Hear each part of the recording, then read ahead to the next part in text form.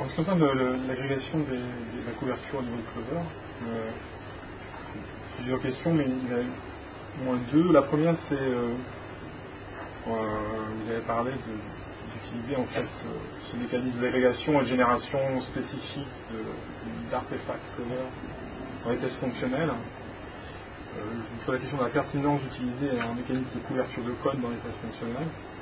Là, le but, c'est ça. Et la deuxième question. À la limite, si on l'utilise, qu'est-ce qui se passe au niveau de la base de données échangée, s'il y a des tests qui exécutent des différentes, qui sensibilisent des nouveaux chemins dans un sous-module, dans un module qui l'utilise, la base de données est bien modifiée? Alors, je réponds aux deux questions. Alors, la première question, c'est qu'est-ce que ça apporte de tester fonctionnellement? Je pose la question. D'utiliser Clover pour vérifier faire un calcul de couverture sur du code pour des tests d'intégration.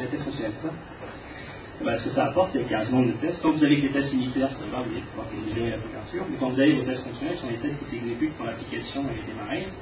Et c'est elle qui va pouvoir tester donc, les intégrations, les chemins. Ce que je veux dire, c'est que Clover ne permet pas de calculer des tests qui seraient peut-être plus, des couvertures qui seraient peut-être plus intéressantes face à l'intégration, qui seraient des couvertures, par exemple, des produits d'appel, des chemins d'appel ou des couvertures de peut-être plus de modèles fonctionnels, des choses comme ça. Tout dépend de comment tu as organisé tes tests dans ton projet. Dans le projet Cargo, par exemple, il y a beaucoup de tests fonctionnels parce que par la nature même du projet, le but c'est de démarrer des containers.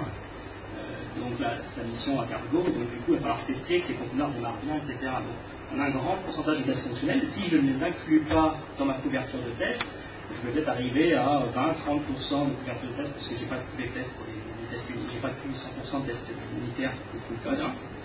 Alors que si je les inclus, je vais avoir une vraie valeur exacte de ce que couvrent mes tests complexes, ça veut dire unitaire plus fonctionnel, j'arrive à des chiffres de 60-70% après. Voilà, simplement si je ne fais pas exécuter sur des tests fonctionnels, je vais tomber sur du 20, 30, 40% de tests. Et ça ne couvrira pas tout. Je n'aurai pas une vision exacte de ce que ça couvre. Alors la deuxième question sur la base de données, ça c'est pas lié à Clover, etc. C'est de savoir, la question qui était posée, c'était comment est-ce que je fais, parce que si j'exécute deux fois, l'état de ma base de données va changer. Donc là ça c'est pas lié, c'est lié au test fonctionnel. Le but de tout test fonctionnel automatisé, c'est d'être capable d'être répétable. Donc il faut bien évidemment réussir à répéter les tests. Et pour répéter les tests, ça veut dire remettre la base d'une manière ou d'une autre dans un état connu.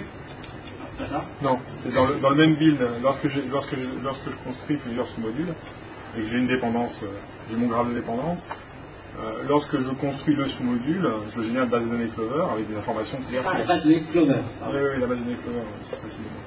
Et donc l'agrégation, elle se fait. En fait, je risque d'avoir des décalages entre ce qui apparaît dans le sous-module, ce qui apparaît dans le super-module, en termes de calculs qui sont faits, je ne sais pas comment. C'est une question qui remontait. Si jamais tu passes par les chemins, c'est ça la question? Si justement je passe par des chemins différents. Mais si on passe par des chemins différents, c'est bien. Oui, mais je fais le schéma.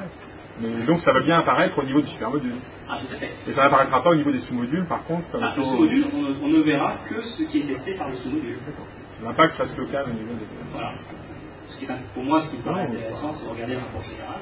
Parce que c'est celui qui montre vraiment tout ce qui est testé par le test complet, y compris s'il y a des modules qui indirectement testent l'autre par l'autre module. Je trouve ça intéressant de le savoir.